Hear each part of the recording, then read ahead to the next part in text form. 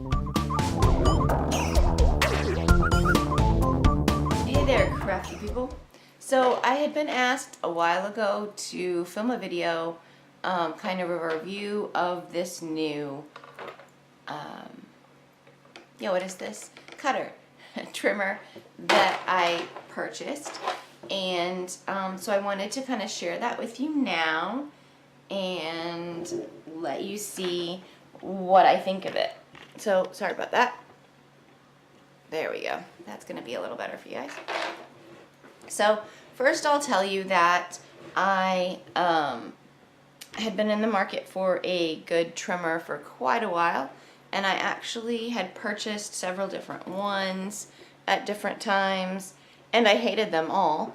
So I was essentially just still using an old school, like the Fiskars, the gray ones like that, because no matter what I bought, I just didn't like them. So I finally decided to try the Cuterpillar. I got the crop because since I don't really have a scrap space, I needed something portable and easy to move around. And it is a little big, obviously, than those gray trimmers, especially when you compare it with those gray Fiskars. You know what I'm talking about, those cheap ones that we all started with. It does have a larger footprint than that. That is both a good thing and a bad thing, in my opinion. It makes it a little harder to cart around. I just saved the box that it came in. It has a nice, it's a nice sturdy box. It has a big handle on it. So it has that. It's great. It works. They also make special bags to carry them in, or depending on what your scrapbook bag is, it probably fits in there.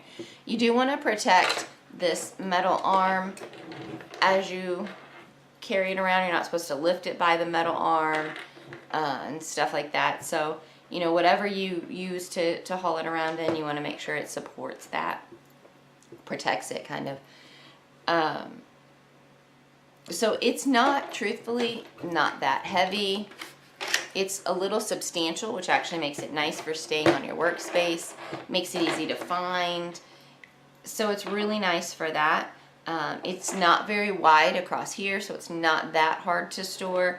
Just also why I got that crop version compared to the whole thing.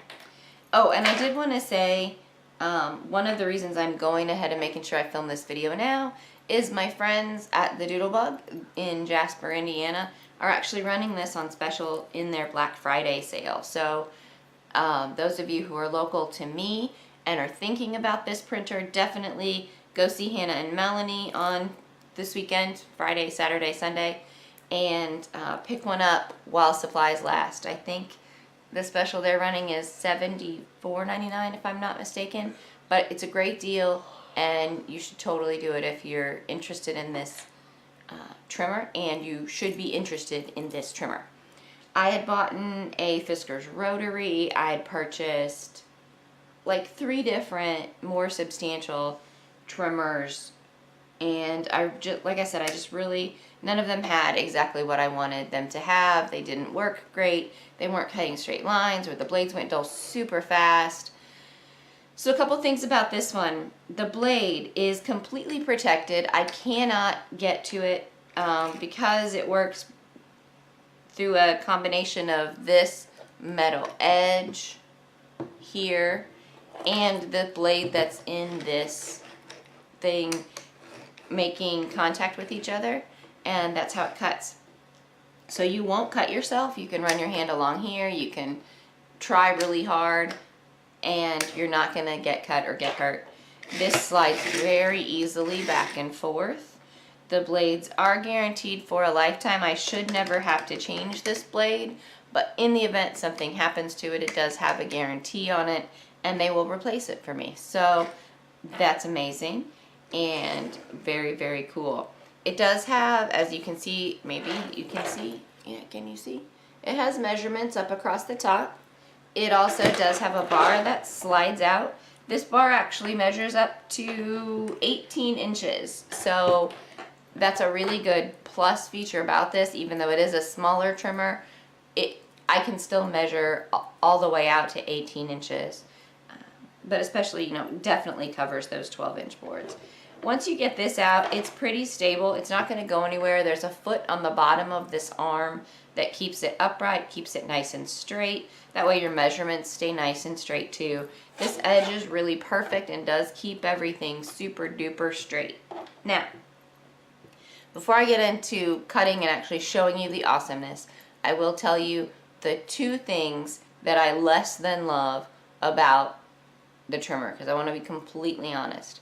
And one, it does have to do with measurements, and I don't know if you can see, there you can see, the smallest measurement that it has on it is at 1 inch. So this silver bar is 1 inch wide. The measurements start at 1 inch. So there's no measurements between 0 and 1 inch, which does make it difficult if I want to cut a 1/2 inch off or something like that. It's a little bit tough.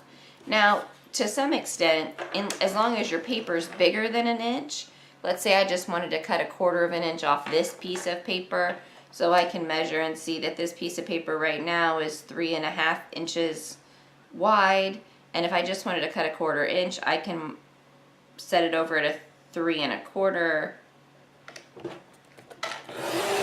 and I can trim.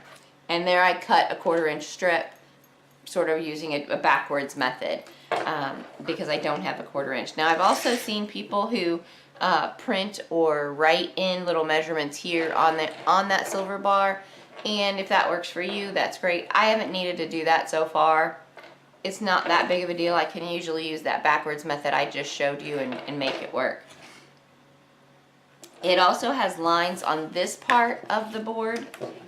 It has lines indented in the surface, so you can very, very easily line up your paper all the way down, which you saw me use when I cut that 1/4 inch strip there.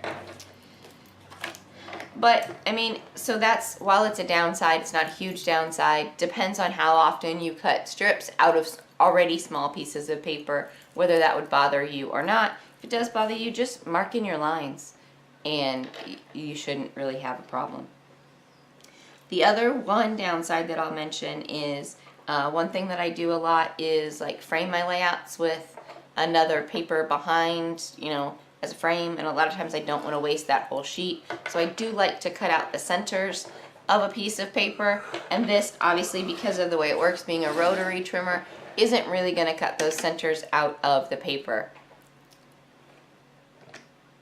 I originally thought, oh, I'll just keep around one of those old gray trimmers just to use for that purpose, and I can kind of rough cut it out, even if that trimmer's not perfect, because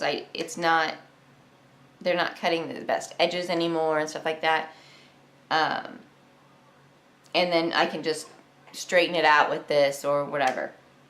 What I've done instead is I've stopped carrying those little gray trimmers around with me at all, and instead what I do is just put down whatever I want in the middle, or if I don't have anything yet and I just don't want to use up that whole piece of paper, I'll just sort of rough cut out the center, poke a hole in it with a pokey tool or something of that nature, a pen, the end of my scissors, and then just sort of rough cut around the edge, leaving a wide enough border that I want to use as my frame. I just sort of cut it out with scissors, then I can straighten it up on here so it's a nice square or rectangle, and I still have the center cut out of my piece of paper to use to map photos or whatever I want to do with that. So really, it hasn't been that big of an inconvenience. It's not bothering me that much. Doesn't make me hate anything. Alright, so now to the trimmer. So you saw the one cut. It cuts super smooth. It cuts super straight. It's very, very accurate. One of my favorite features of the trimmer is the light there. And what the light does is it lets you see where you're going to cut. And it works through a nice light cardstock, of course, and you can see perfectly through there. Let's see if you can see that. You can see perfectly where that's going to cut. See it? Awesome. So if you were trying to cut out a piece of something, of course it's going to work through light cardstock. But here's the thing. This is a super, super thick piece of cardstock. It's old. I don't even know what it's from. but you can see just as clearly on this piece where it's going to cut.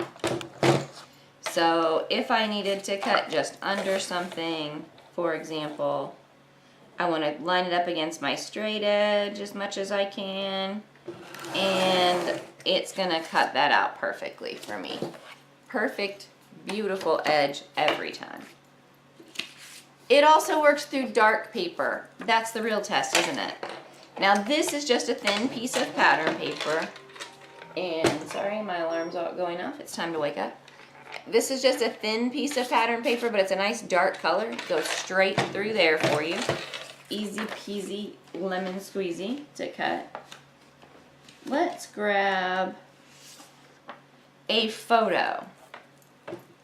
So there's a photo, and as you can see, just as easy as all the other things, I can see right where that photo is going to cut, so I don't cut off that little girl on the end, and I know exactly where I'm going. Amazing. I love it. I'm a nerd. It also does black cardstock, and I meant to grab a piece of that, and I didn't, so let me see if I can grab one now here real quick. Thankfully my cardstock box was right beside me here.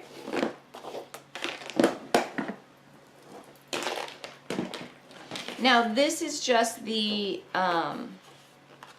Hobby Lobby black cardstock. Yeah, Paper Studio is what it's called. So it's not a super thick black cardstock, and I don't know if you're going to be able to see.